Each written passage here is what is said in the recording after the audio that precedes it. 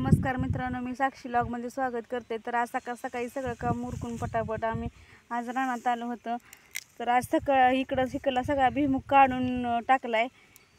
तर आता इकडला वरचा काढायचा राहिलाय आणि इकडला सगळा असा उपटेला आहे। ते आता तो आम्ही तोडतोय शेंगा। तर तुम्हाला माहिती आहे मागच्या व्हिडिओमध्ये तर पाणी उन्हाळ्यामध्ये कमी पडलं होतं, त्याच्यामुळे भुईमूग पूर्ण जळून गेला होता। पण मे महिन्याच्या शेवटच्या आठवड्यात पाऊस आल्यामुळे त्याच्यामुळे थोडासा परत तेवटवी आली, परत फुलं लागून परत भुईमुगाच्या शेंगा लागल्या। तर आमचा कार्तिकचं काम चालू आहे शेंगा खायचं। कार्तिक हाय कर, हाय कर नीट, शेंगा खातोय का? काय करतोय तू? दाखव, तुला येते का फोडायला शेंगा? फोडायला येते ते शेंगा?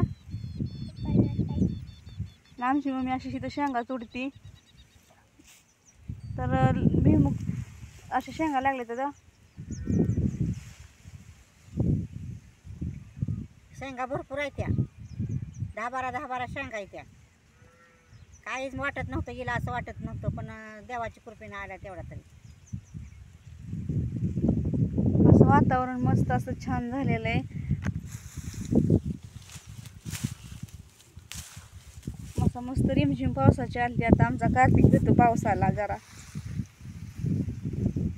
पाऊस येतो का नाही पिलू? कुठं येतो पाऊस? ढगात ना। तुला भीती वाटते का नाही पावसाची? तर उद्या रविवार आहे, उद्या चला आमच्या गवारीच्या शेंगा तोडायच्या, त्या आजच तोडायच्या, उद्या चला बाजार असते आमच्या गावचा। तर कसा वाटला व्लॉग कमेंटमध्ये सांगा, शेअर करा, सबस्क्राईब करा। धन्यवाद।